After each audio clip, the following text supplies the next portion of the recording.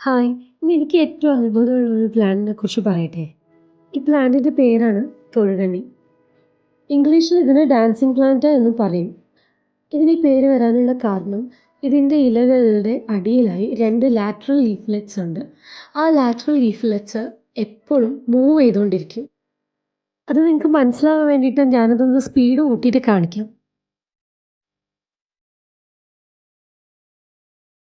സാധാരണ 22°C കൂടുതൽ താപനിലയുള്ള സമയത്താണ് ഈ ലീഫ്ലെറ്റ്സ് കൂടുതലും മൂവ് ചെയ്യുന്നത്.